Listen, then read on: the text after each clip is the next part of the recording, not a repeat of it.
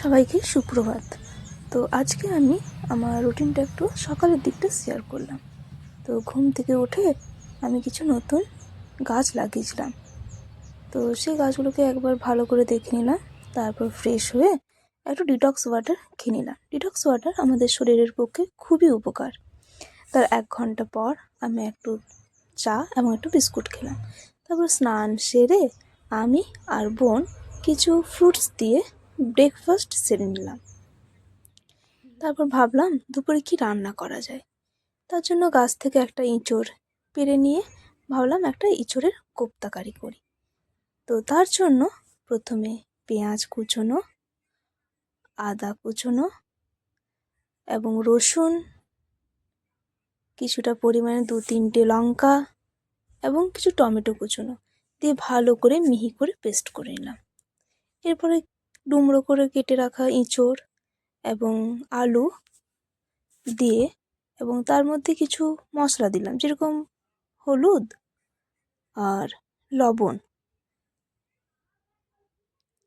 এবং এর মধ্যে কিছুটা পরিমাণে সর্ষের তেলও দিয়ে দিলাম। এরপর কিছুটা পরিমাণে জল দিয়ে ভালো করে আমাদের এটা সেদ্ধ করে নিতে হবে। সেদ্ধ হয়ে গেলে ভালো করে এগুলো একটা একটা করে সব আলু এবং ইঁচড়গুলো আমাদের মেখে নিতে হবে।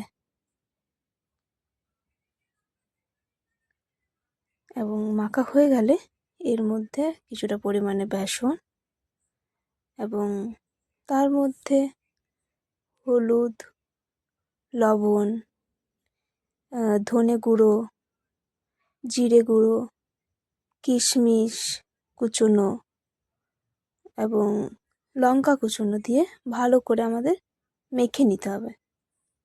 এবং তারপর ভালো করে এটার মধ্যে আমাদের কোপ্তার মতো করে বল বল করে হালকা চ্যাপটা চ্যাপটা করে রেখে দিতে হবে।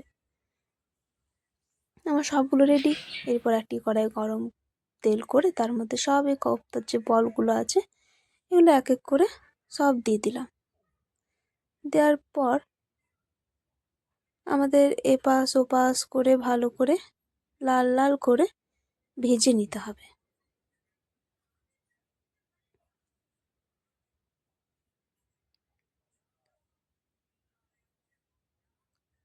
ভাজা হয়ে গেলে লাল লাল করে একটা একটা করে বল তখন আমাদের সব তুলে নিতে হবে।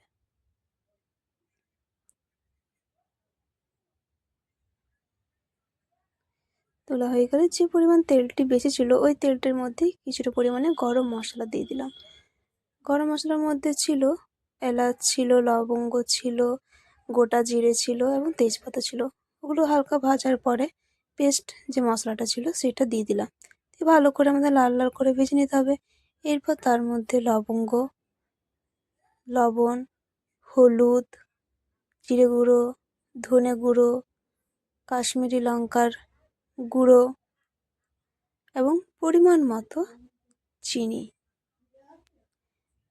দিয়ে আমাদের ভালো করে আবার মশলাটা কষাতে হবে যতক্ষণ না পর্যন্ত আমাদের এই মশলাটা থেকে তেল ছেড়ে আসছে, ততক্ষণ পর্যন্ত আমাদের এটা কষিয়েই যেতে হবে। কষানো হয়ে গেলে এটার মধ্যে কিছুটা পরিমাণে আমাদের জল দিয়ে দিতে হবে। জল কিন্তু একটু বেশি পরিমাণে দেবেন, কারণ এটাতে যে কোপ্তার যে বলগুলো যখন দেওয়া হবে কোপ্তার বলগুলো সব টেনে নেবে। এরপরে ভেজে রাখা কোপ্তার বলগুলো এক এক করে দিয়ে দিলাম যখন দেখবেন পুরো জলটা ফুটে গেছে। এবারে এটা যে দেওয়ার পরে কিছুটা উপর থেকে যখন পুরোপুরি ফুটে যাবে তখন কিছুটা পরিমাণে গরম মশলা এবং ঘি দিয়ে দেবেন। দিয়ে আমাদের এটা কোপ্তা রেডি।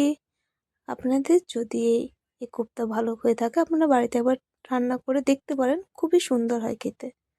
এবং এটা আমার দেখার জন্য সবাইকে অনেক অনেক থ্যাঙ্কস। So thanks for